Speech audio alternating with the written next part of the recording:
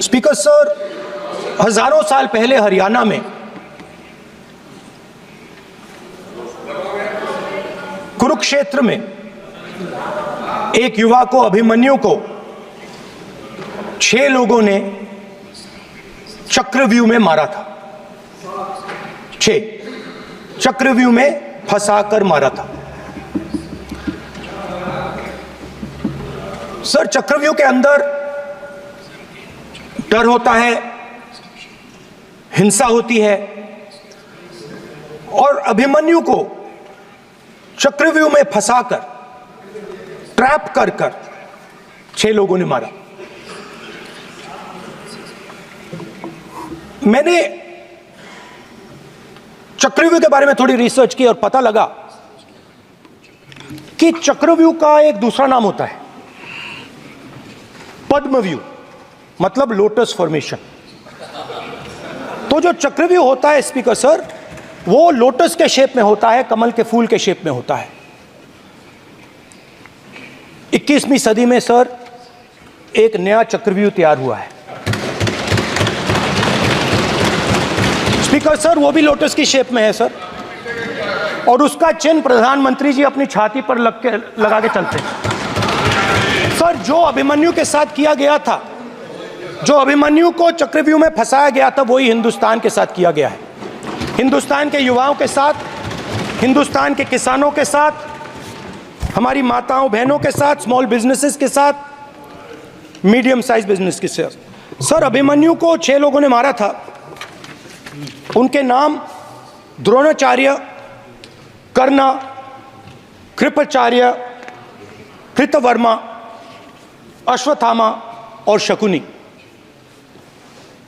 Sir, आज भी चक्रव्यूह के बीच में 6 लोग हैं। सर, चक्रव्यूह के बिल्कुल सेंटर में, चक्रव्यूह में हजारों लोग होते हैं सर, मगर उसके बिल्कुल सेंटर में 6 लोग कंट्रोल करते हैं। तो जैसे उस टाइम 6 लोग कंट्रोल करते थे, वैसे आज भी 6 लोग कंट्रोल कर रहे हैं चक्रव्यूह को। नरेंद्र मोदी जी, अमित शाह जी। प्लीज एक मिनट प्लीज। नहीं सर, बोलने दीजिए। हाँ, आप बैठिए। माननीय सदस्य, आप संवैधानिक पद पर हैं। आपके कई माननीय सदस्यों ने यहाँ पर मुझे लिख कर दिया है कि जो माननीय सदस्य का सदस्य नहीं है उसका नाम नहीं लें। आपने लिख के दिया है। नो, आपने क्या, आप उसकी पालना करना चाहते हो? स्पीकर सर, गलत। मैं माननीय एक minute, hold on. Speaker sir, अगर आप चाहते हैं तो मैं एक मिनट मैं प्रतिपक्ष के नेता से ये तो अपेक्षा करूंगा सही कि वो सदन की नियम मर्यादा को बने, ये अपेक्षा करता हूं। आप चाहे नहीं करें, पर मैं अपेक्षा करता हूं। नहीं सर, मैं, अगर आप चाहते हैं सर, मैं फिर माननीय सदस्य, आप अगर आप चाहते हैं प्लीज। मैं नहीं चाहता, सदन के नियम प्रक्रियाओं से सदन चलता है। अगर आप कहते हैं मैं निकाल देता हूं। नो, मैं 3 ही नाम यूज करूं। नहीं माननीय सदस्य, नहीं कहा, और आप वीडियो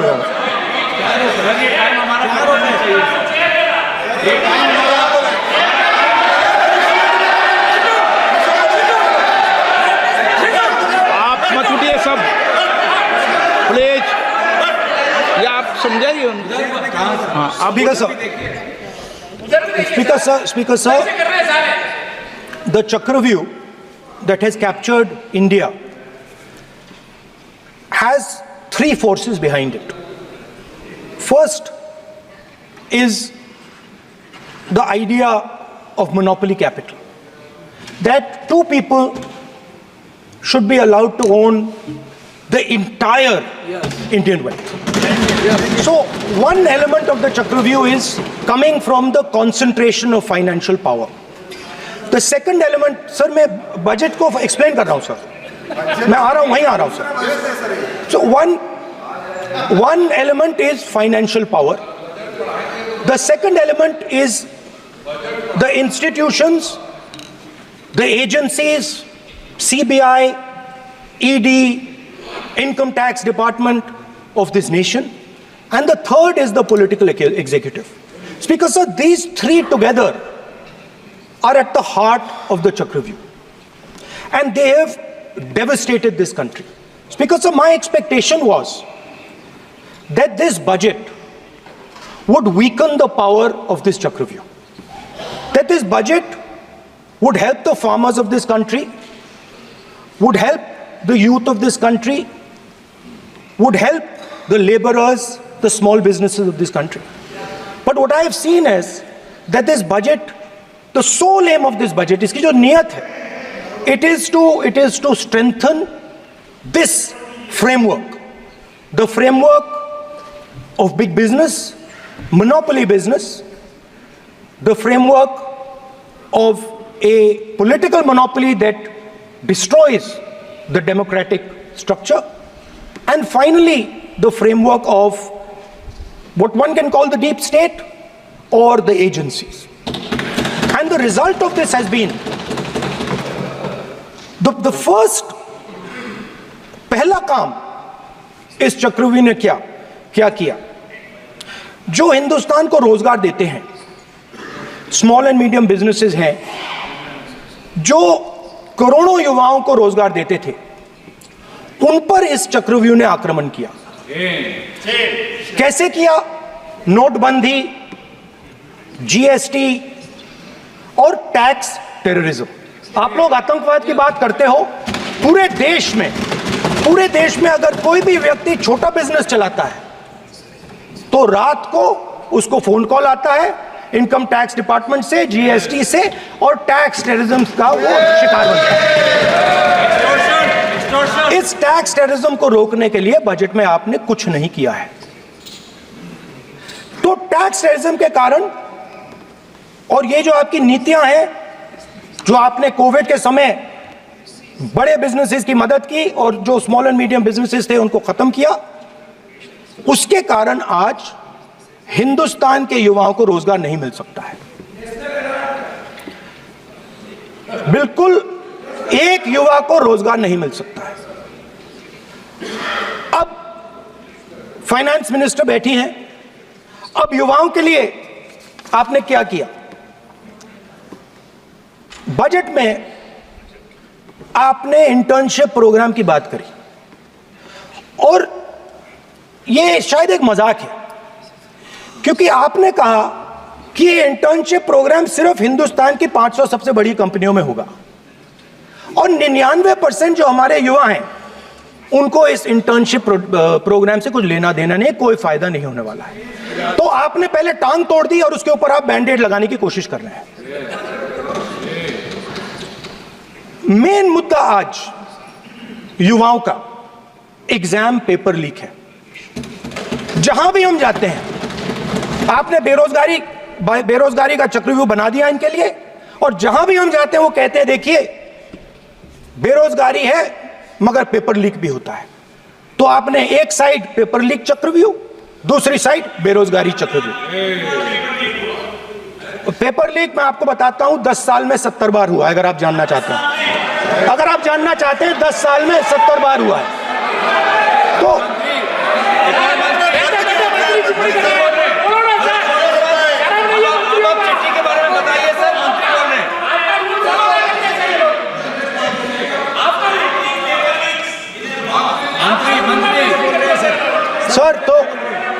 सर तो पेपर लीक के बारे में फाइनेंस मिनिस्टर ने बजट में एक शब्द नहीं कहा है। युवाओं के लिए पेपर लीक सबसे जरूरी मुद्दा है, उन्होंने एक शब्द नहीं कहा है पेपर लीक के बारे में। एक बार उन्होंने पेपर लीक नहीं कहा और उल्टा जो एजुकेशन बजट में पैसा देना चाहिए था वो आपने 20 साल में सबसे कम पैसा दिया है। 2.5% of budget is gone to education. Sir दूसरी तरफ आपने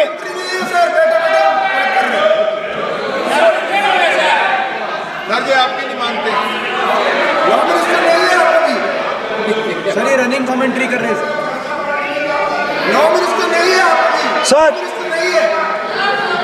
दूसरी तरफ पहली बार सेना के जवानों को आपने अग्निवीर के चक्रव्यूह में फंसाया। सही बात। इस बजट में अग्निवीरों के पेंशन के लिए 1 रुपया नहीं है। आप अपने आप को देशभक्त कहते हो, मगर जब अग्निवीरों की मदद करने की बात आती है, जवानों को पैसा देने की बात आती है, तो बजट में आपको 1 रुपया नहीं दिखाई देता। उनकी पेंशन के लिए 1 रुपया आपने नहीं दिया। तो उनको आपने अग्निवीर के चक्रव्यूह में फंसाया। उसके बाद सर, जो अन्नदाता हैं, वो चक्रव्यूह से निकलने के लिए, आपके चक्रव्यूह से निकलने के लिए जो आपने बनाया 3 काले कानून, जमीन अधिग्रहण बिल को आपने कमजोर किया, उनको आप सही दाम नहीं देते हो। इस चक्रव्यूह से निकलने के लिए उन्होंने आपसे सिर्फ एक चीज मांगी है, 2 चीजें नहीं मांगी है, सिर्फ एक चीज मांगी है। उन्होंने कहा है कि हमें लीगल गारंटीड एमएसपी दे दो।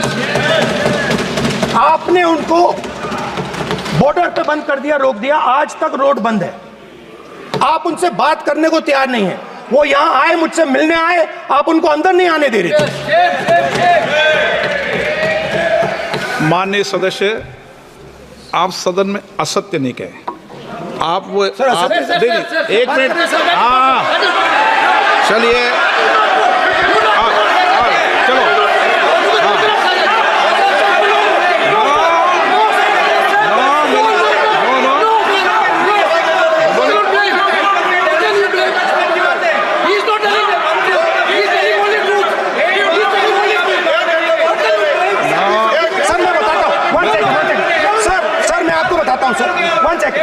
सर मैं आपको फैक्ट बताता हूं सर, जो मुझे, एक सेकंड, हाँ बता, मैं आपको फैक्ट बताता हूं, फिर आप मुझे करेक्ट कर दीजिए। स्पीकर सर, फार्मर्स का डेलीगेशन, नहीं सर, मैं आपको फैक्ट बताता हूं। पर आपके माननीय सदस्यों को कह दें, वो सदन पर आरोप नहीं लगा है। रिपोर्ट से बोलता हूं मैं, बिना रिपोर्ट के नहीं बोलता हूं। बोलिए, बोलिए, उनको बोलने दीजिए, उनको बोलने दीजिए, उनको बोलने दीजिए, आप बोलने दीजिए उनको, बोले, वो बोले, बताएं, वो बताएं, मैं बताऊंगा। Speaker sir, 1 second, speaker sir, मैं आपको बताता हूं जो मुझे मालूम है। स्पीकर सर, मैं आपको बताता हूं। बैठिए। स्पीकर सर, हुआ क्या, वहां पे सर मुझसे मिलने एक फार्मर का डेलीगेशन आया।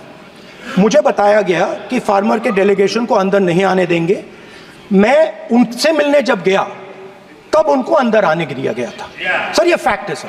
अब पता नहीं कोई मिसकम्युनिकेशन हुआ, वो अलग बात है, बट फैक्ट ये है कि जब मैं मीडिया के साथ वहां गया, तब दरवाजे पार्लियामेंट के, संसद के उनके लिए खुले, उससे पहले वो बंद थे। ठीक है, और ये आप उनसे भी पूछ लीजिए sir. Please, please, no, please, please, 1 minute, please. आपने विषय उठाया, इसलिए मैं बोल रहा हूं। ऐसे तो सदन की व्यवस्थाओं पर सवाल नहीं उठाना चाहिए। किसको आने दें, 1 मिनट प्लीज बैठिए, किसको आने दें, किसको अलाउ नहीं करने दें, ये स्पीकर का जुरिडिक्शन होता है। नंबर 1, जब ये सूचना आई, आप मिले, उनसे अंदर मिले, लेकिन उसमें एक सदन की मर्यादा का उल्लंघन हुआ कि कभी सदन में माननीय सदस्य के अलावा दूसरा कोई व्यक्ति बाइट नहीं दे सकता। और हाँ, और आपकी मौजूदगी में बाइट दी, ये क्लियर करना चाहता हूँ।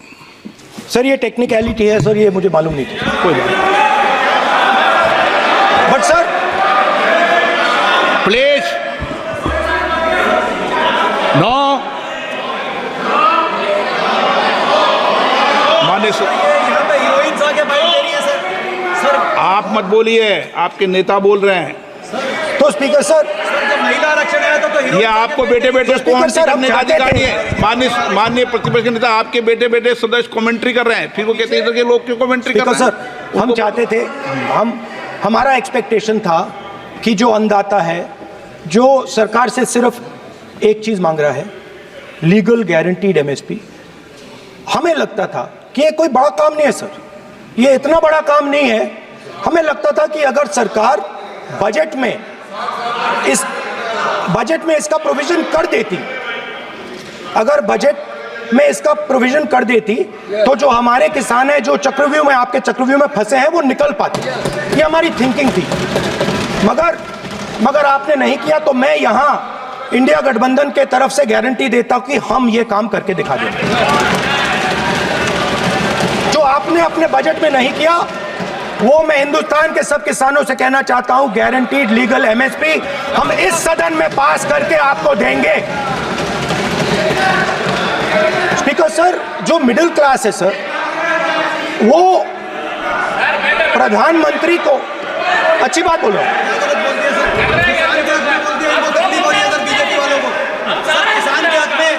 अगर नेता विपक्ष बोल रहे हैं तो आप बैठे बैठे टिप्पणी आप मत करो, आप करोगे तो वो भी करेंगे। आप मत करो, मैं सब साइलेंट करो प्लीज। फिर टिप्पणी कर रहे हो आप, प्लीज माननीय सर मिडिल क्लास जो है वो शायद इस बजट से पहले प्रधानमंत्री को सपोर्ट करता था। जब प्रधानमंत्री ने कोविड के समय उनसे थाली बजवाई थी तो उन्होंने दबाकर थाली बजाई, धड़ धड़ धड़ धड़ धड़ थाली बजा बजाई। हमें अजीब लगा, मगर प्रधानमंत्री ने मिडिल क्लास को ऑर्डर दिया तो मिडिल क्लास ने थाली बजाई। उसके बाद प्रधानमंत्री ने उसी मिडिल क्लास से कहा मोबाइल फोन की लाइट जलाओ, और मोबाइल फोन की लाइट जली। मिडिल क्लास ने, पूरे हिंदुस्तान में मिडिल क्लास ने मोबाइल फोन की लाइट जला दी।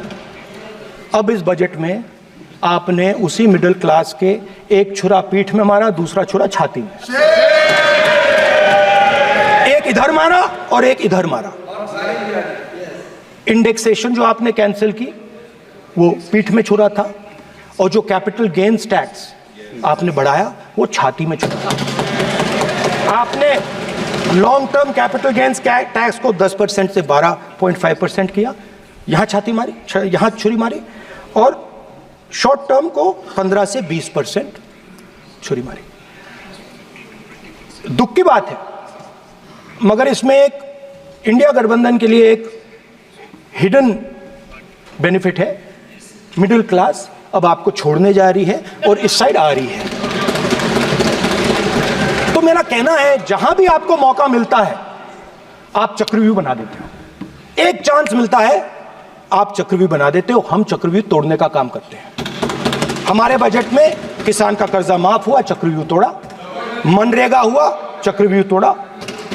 तो हम चक्रव्यूह तोड़ने का काम करते हैं, आप चक्रव्यूह बनाने का काम करते हो। आप चाहते हो कि हिंदुस्तान छोटे छोटे खांचों में रहे, और हिंदुस्तान के गरीब लोग सपना ना देख पाए। सिर्फ अरे क्या सर मैं सर कैसे बोलूं सर? माननीय सदस्य एक मिनट माननीय सदस्यगण,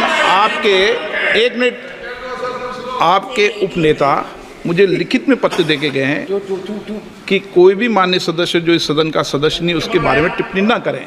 लिखित में देखे गए, इसलिए आपको स्पीकर सर आप बैठ जाइए। स्पीकर सर, तो अगर सर मैं आपसे सवाल पूछना चाहता हूं। मेरे से सवाल मत नहीं पूछ सकते आप। Sorry sir.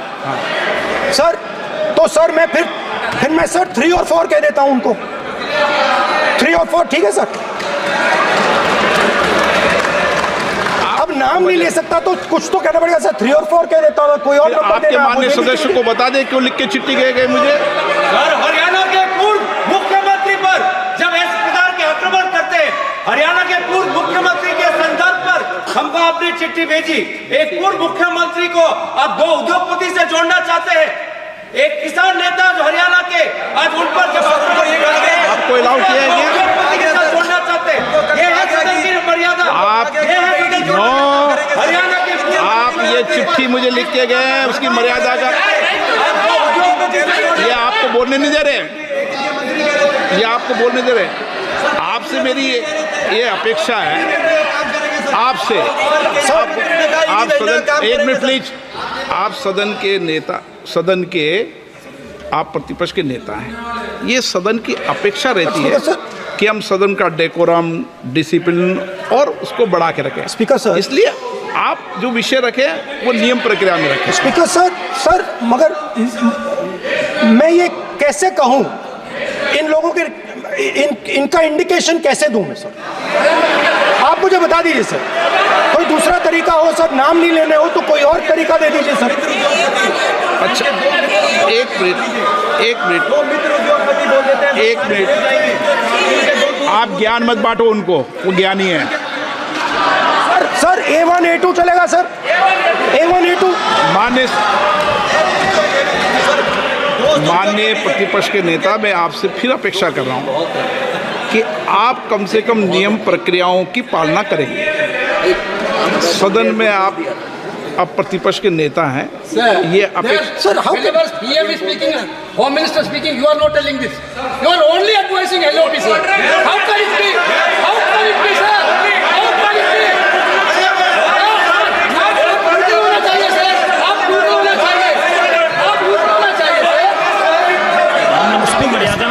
तोड़ो उसके आगे पीछे वाला। स्पीकर सर, मैं तो सबसे ये अपेक्षा, आप बैठ जाइए। आप किसने कहा? प्लीज बैठिए। पॉइंट ऑफ ऑर्डर जानते हो? पॉइंट ऑफ ऑर्डर क्या होता है? प्लीज बैठो।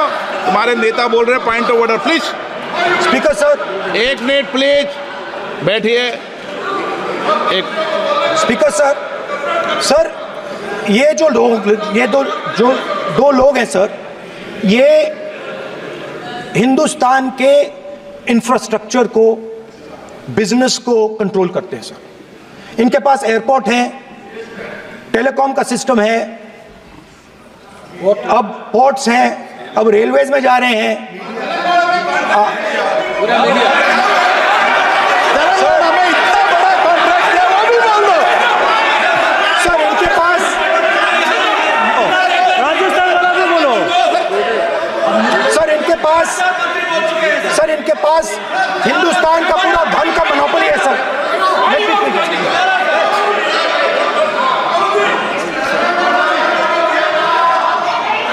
सर इनके पास हिंदुस्तान के धन की मोनोपोली है। तो सर मैं समझ नहीं पा रहा हूं इनके बारे में मैं इंडिकेट कैसे करूं। इनके बारे में बोलना तो पड़ेगा सर। अगर आप हमें कहो कि इन दोनों के बारे में आप बोल ही नहीं सकते तो वो तो हमारे लिए एक्सेप्टेबल ही नहीं है सर। हमें तो बोलना है। अब आप चाहते हो कि नाम ना ले तो कोई और सिस्टम दे दीजिए हमें। आपके संसदीय कार्य मंत्री जी, please please. No, I'm not giving. I'm not yielding. I'm not yielding. I'm not yielding. I'm not yielding. Sit down. I'm not yielding. I'm not yielding. Sit down. I'm not yielding. प्रधानमंत्री को I'm not yielding. Rajya Sabha बोले दिया, लोकसभा बोले दिया। I'm not yielding. Sit down. आप I'm not आपसे yielding. बातें करते हैं, पार्लियामेंट्री प्रोसीडिंग्स का रूल नहीं मानते हैं आप, स्पीकर को चैलेंज करते हैं आप। आपको नियम मालूम नहीं है। इस सदन का सदस्य होने के नाते नियम जानना जरूरी है। नेता प्रतिपक्ष को सदन का नियम के बारे में पता नहीं है, ये बहुत दुख की बात है। हम लोग जो भी इस सदन का सदस्य है नियम से चलता है। लोकसभा स्पीकर को चैलेंज करके आज सदन के नेता प्रतिपक्ष ने इस गरिमा को गिराया है। ऐसे नहीं चलता है। देश नियम से चलता है, सदन नियम से चलता है, संविधान से चलता है। ऐसे नहीं होता है।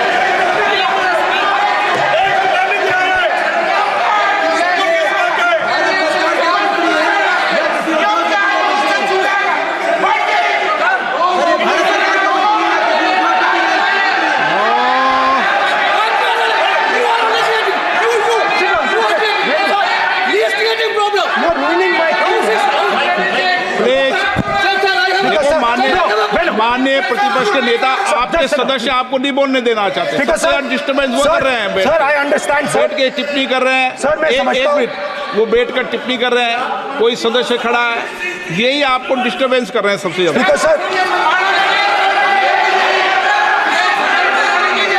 राहुल गांधी जी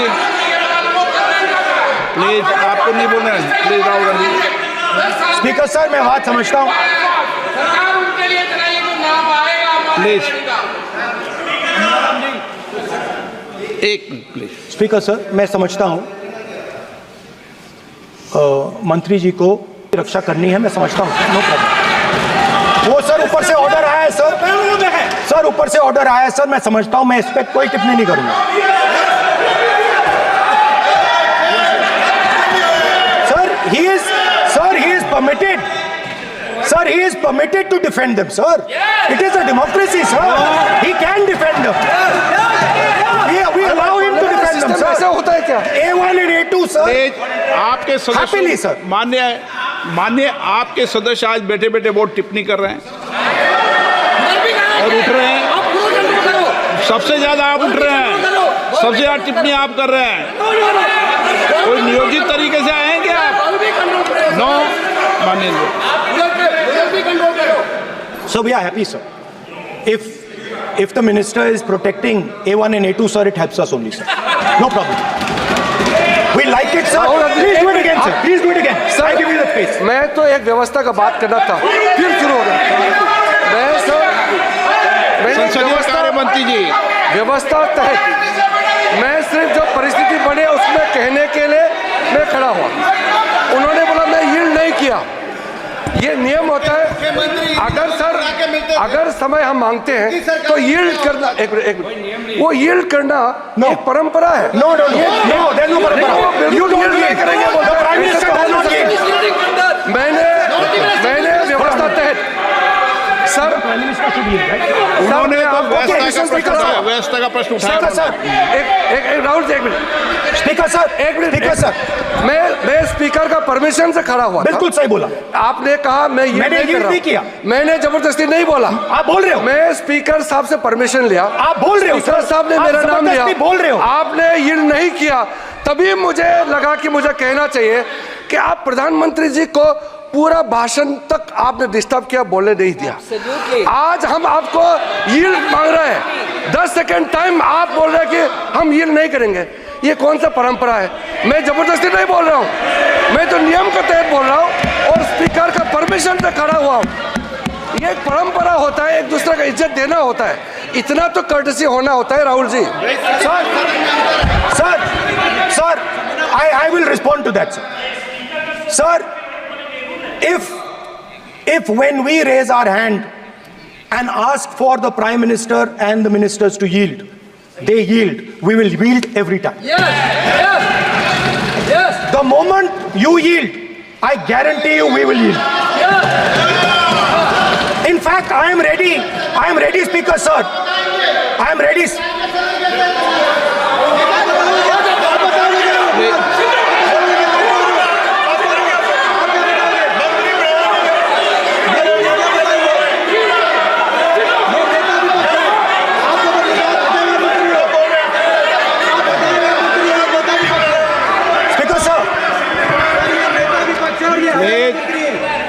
देखिए, आप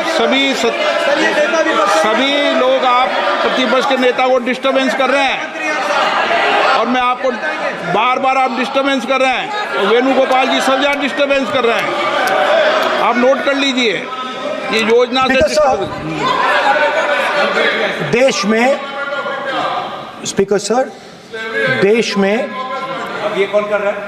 तकरीबन 73% दलित, आदिवासी और पिछड़े वर्ग के लोग हैं और ये हिंदुस्तान की मेन शक्ति है, स्ट्रेंथ है। और सच्चाई है कि इनको कहीं भी जगह नहीं मिलती है। इनको बिजनेस में जगह नहीं मिलती है, इनको कॉर्पोरेट इंडिया में जगह नहीं मिलती है, इनको सरकारों में जगह नहीं मिलती है। प्लीज ये देखिए सर, ये फोटो देखिए। एक मिनट प्रतिपक्ष, एक मिनट। मैंने पहले भी आपसे अपेक्षा की थी, अब आप प्रतिपक्ष के नेता हैं, संवैधानिक दायित्वों पर है। क्या सर? ओके, एक सर, मैं फोटो दिखा रहा हूँ। एक फोटो दिखा रहा हूँ। एक मिनट, आपने टीवी ऑफ कर दिया सर? नो टीवी कोई ऑफ नहीं है। वो देखिए सर, ऑफ हो गया। मेरा फोटो दिखा, कोई नहीं ऑफ था सर। ऑफ है सर? नो सर दिखाइए सर। एक ऑफ है सर। नो, आप टीवी ऑफ कर देते हो? प्लीज आप बैठिए, एक बात सुनिए। Okay sir. नहीं आप अपोलोजाइज सर। नहीं, नो अपोलाइज। मैं आपको अपोलाइज के लिए दिखेगा। आप प्रतिपक्ष के नेता है तो मेरी ये अपेक्षा रहती है कि सर, ये देखिए सर, बंद होगी। आप सदन की मर्यादा को रखें। सर, जब भी मैं उसको हटाना चाहता हूं मुझे ये करना है सर। वो देखो आ गई।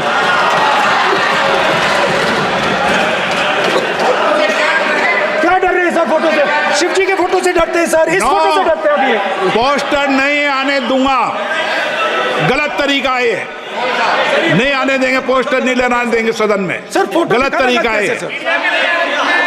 No sir sir sir sir photo दिखाना गलत नहीं है सर। आपकी परमिशन लेके पूछो। परमिशन नहीं है आपको। सर मैं ये फोटो Permission- दिखाना चाह रहा हूँ। नियम के तहत नहीं सर, मैं समझाना चाह रहा हूँ। नियम के तहत परमिशन नहीं है माननीय। अच्छा सर, मैं ये फोटो समझाना चाह रहा हूँ सर। इसमें ये जो बजट का जो हलवा है सर, ये बट रहा है। और इस फोटो में सर मुझे एक ओबीसी अफसर नहीं दिख रहा, एक आदिवासी अफसर नहीं दिख रहा, एक दलित अफसर नहीं दिख रहा है मुझे। ये हो क्या रहा है सर? सर देश का हलवा बट रहा है सर, और इसमें 73% का एक है ही नहीं सर। ये आप लोग हलवा खा रहे हो और बाकी देश को हलवा मिल ही नहीं रहा है। ठीक है सर, 20 अफसरों ने बजट को तैयार किया, हमने पता लगाया है। 20 अफसर, शांत हो जाइए प्लीज सर। 20 अफसरों ने, उनके नाम मेरे पास है, अगर आप नाम चाहते मैं दे दूंगा। 20 अफसरों ने हिंदुस्तान का बजट तैयार किया है। मतलब हिंदुस्तान का जो हलवा है 20 लोगों ने बांटने का काम किया है। अब स्पीकर सर, उन 20 लोगों में से 90% लोगों में से 90% लोगों में से सिर्फ 2 हैं, एक माइनॉरिटी और एक ओबीसी। और इस फोटो में एक भी नहीं है। मतलब फोटो में आपने पीछे कर दिया, फोटो में तो आने नहीं दिया आपने, कोई नहीं आ सकता। और मैं चाहता था कि बजट में जाति जनगणना की बात उठे, जो पूरा देश चाहता है। 90% हिंदुस्तान जाति, 95% जाति जनगणना चाहता है। कौन चाहते हैं? दलित चाहते हैं, आदिवासी चाहते हैं, पिछड़ा वर्ग चाहता है, गरीब जनरल कास्ट के लोग चाहते हैं, माइनॉरिटी चाहते हैं, सब चाहते हैं। क्योंकि सब लोगों को यह पता लगाना है कि हमारी भागीदारी कितनी है, हमारी हिस्सेदारी कितनी है।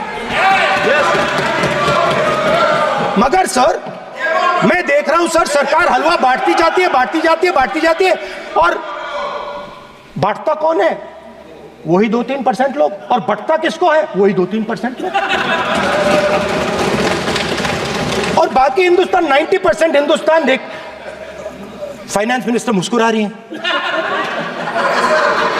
कमाल की बात है। ये हंसने की चीज नहीं है मैडम, ये हंसने की बात नहीं है। ये जाति जनगणना है, ये जाति जनगणना है। इससे देश बदल जाएगा।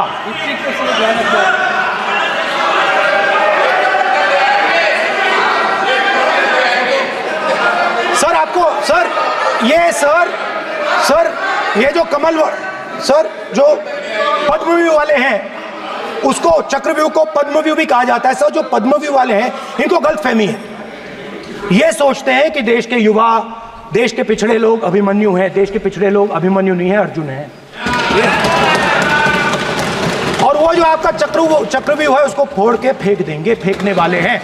पहला कदम इंडिया गठबंधन ने ले लिया, पहला कदम इंडिया गठबंधन ने ले लिया।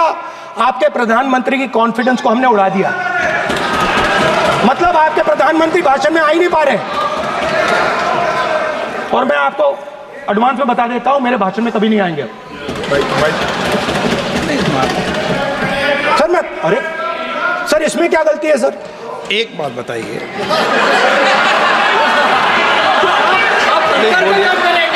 सर तो जो पद्मव्यूह वाले लोग हैं सर, जो कमल फॉर्मेशन वाले लोग हैं, उनको हिंदुस्तान का नेचर नहीं समझ आया।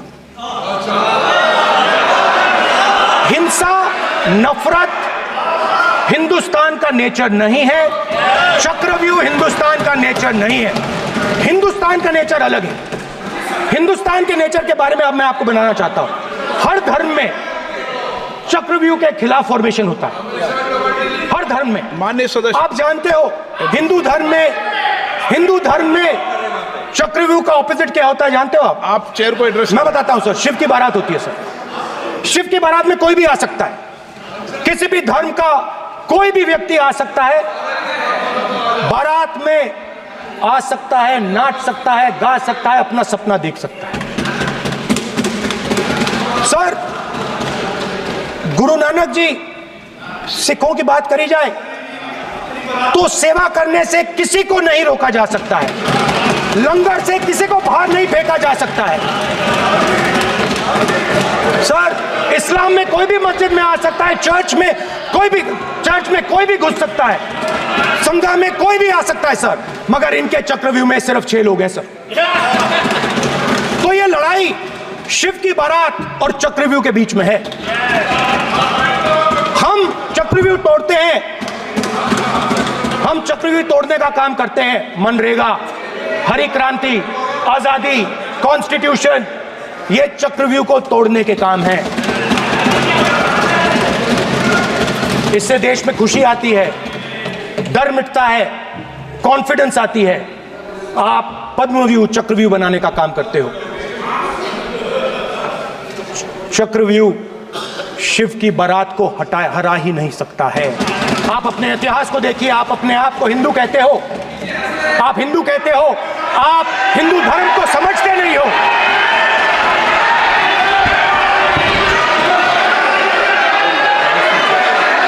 आप चक्रव्यूह बनाने वाले लोग हो। आपका Hindu bogus bogus. Speaker sir, तो अंत में मैं ये कहना चाहता हूं, अब शांत हो जाए, खत्म कर रहा हूं सर, घबराइए मत, डरो मत, डरो मत। स्पीकर सर, सर कुछ महीने पहले सर, मैं जो आपने चक्रव्यूह, स्पीकर सर, जो चक्रव्यूह बनाए गए हैं, ये राम जी की एक्टिंग कर रहे हो। नहीं, कोई अपमान नहीं किया, मैंने कोई अपमान नहीं किया, मैं कर नहीं सकता कभी, जिंदगी भर मरने तक मैं अपमान नहीं कर सकता। क्या बात कर रहे हो आप, क्या बात कर रहे हो सर? तो आपने ये छोटे छोटे चक्रव्यूह बना रखे हैं, मैं इनको समझने की कोशिश करता हूं अपने छोटे से तरीके से। कुछ महीने पहले मैं 6-7 घंटे बढ़इयों के साथ काम किया। वहां विश्वकर्मा जी थे, उनसे मैंने एक सवाल पूछा। मैंने उनसे कहा कि आपको किस चीज से दुख होता है, किस चीज से आपको दर्द होता है? उन्होंने मुझे कहा, राहुल बात सुनिए, आपको समझ आ जाएगी, बात सुनिए, समझिए। सर इंटरप्ट कर रहे हैं सर, अब बोलिए, देखिए आप इतना इंटरप्ट करते हो और मैंने- बोलते हो बेटे बेटे, आप तो पूरे भाषण में बेल में आ जाते हो, सवाल करते हो इंटरप्ट करने का। स्पीकर सर, तो मैंने विश्वकर्मा जी से पूछा कि आप यहाँ सालों से बढ़ाई का काम कर रहे हो, आप सालों काम पूरे देश में, अगर आप देखोगे मिलेंगे, ढूंढो, आपको अपने घर में नहीं मिलेंगे, पूरे देश में मिलेंगे, ढूंढो आप जाके। उनका जवाब। तो मैंने उनसे पूछा, विश्वकर्मा जी आपको दर्द किस बात का होता है, दुख किस बात का होता है? तो उन्होंने कहा, राहुल मैं ये टेबल बना रहा हूं, मगर राहुल जी कहा, राहुल जी अब कहा वो मुझे अच्छा नहीं लगा, मगर कहा सच्चाई है। तो उसने कहा, राहुल जी मुझे दुख इस बात का होता है, मुझे दुख इस बात का होता है कि मैं ये टेबल बनाता हूं, मगर जिस शोरूम में ये टेबल रखी जाती है उस शोरूम में मैं अंदर जा ही नहीं सकता। कुछ ही दिन पहले सुल्तानपुर के रास्ते पे मैं एक भाई के साथ, मोची भाई के साथ बैठा, उससे मैंने ये सवाल पूछा, आपको दुख किस बात का होता है? कहता है, राहुल जी मेरा सम्मान सिर्फ मेरे पिता ने किया था और किसी ने नहीं किया। तो मेरा कहना है सर, ये जो आपने चक्रव्यूह बनाया है, इस चक्रव्यूह से करोड़ों लोगों को नुकसान हो रहा है, दर्द पहुंच रहा है, और हम इस चक्रव्यूह को तोड़ने जा रहे हैं।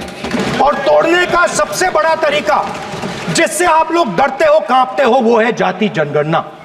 और जैसे मैंने कहा था कि इंडिया गठबंधन गारंटीड लीगल एमएसपी इस सदन में पास करेगी, वैसे ही मैं कह रहा हूं आपको अच्छा लगे ना लगे, जाति जनगणना इस हाउस में, इस सदन में पास करके हम आपको दिखाएंगे।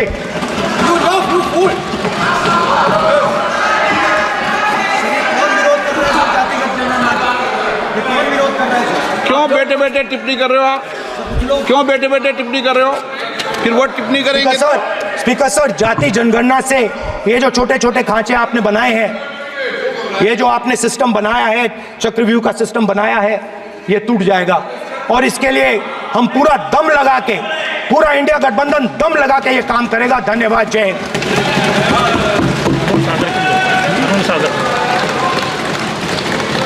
राजनाथ सिंह जी। अध्यक्ष महोदय, नेता प्रतिपक्ष ने बजट के संबंधित जो भी भ्रांतियां पैदा की हैं, जब बजट से संबंधित जवाब देने के लिए वित्त मंत्री जी खड़ी होंगी तो उन भ्रांतियों को लेकर जो भी क्लैरिफिकेशन देना है, जो कुछ भी देश को संदेश देना है, वो अपनी तरफ से संदेश देंगी। क्योंकि मैं मानता हूं कि कई भ्रांतियां बजट को लेकर पैदा की गई हैं, लेकिन देश की सीमा की सुरक्षा जिन बहादुर जवानों के हाथों में रहती है, सेना के जवानों में, यह इतना संवेदनशील मुद्दा है इस देश की सुरक्षा का। और सेना से जुड़े हमारे अग्निवीर के जवानों को लेकर जो देशवासियों को गुमराह करने की कोशिश की जा रही है, उस संबंध में मैं कहना चाहता हूं अध्यक्ष महोदय, जब भी आपका आदेश होगा इस सदन के समक्ष मैं पूरी तरह से अपना अग्निवीरों को लेकर स्टेटमेंट देने को तैयार हूं। विष्णुदत्त शर्मा। हाँ, क्या आपने अपनी बात खत्म कर दी ना? सर जवाब देना सर। आपने कहा सर जवाब देना सर। आपने ये कहा उन्होंने कुछ नहीं बोला, उन्होंने आपके शब्दों को बोला कि स्पीकर सर, एक मिनट, मेरा नाम लिया सर। हाँ, तो मैं बोलने दूंगा आपको। इंडिकेट किया सर। एक मिनट। अग्निवीर पे विषय पर उन्होंने कहा कि मैं सारे विषय पर चर्चा करने को तैयार हूँ। ये काम सर, डिफेंस मिनिस्टर ने कहा कि मैंने अग्निवीर की बात उठाई।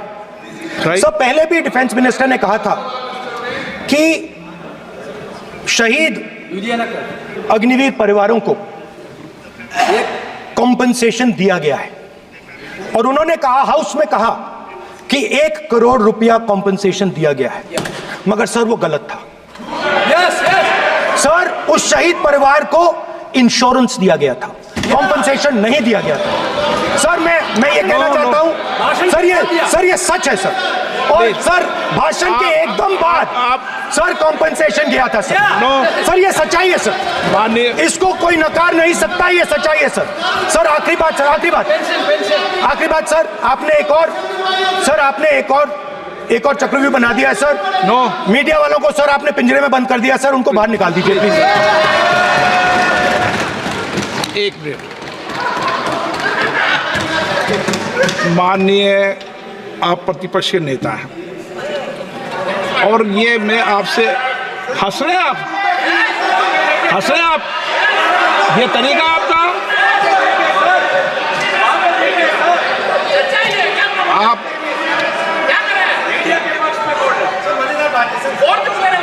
बैठे बैठे टिप्पणी नहीं करें।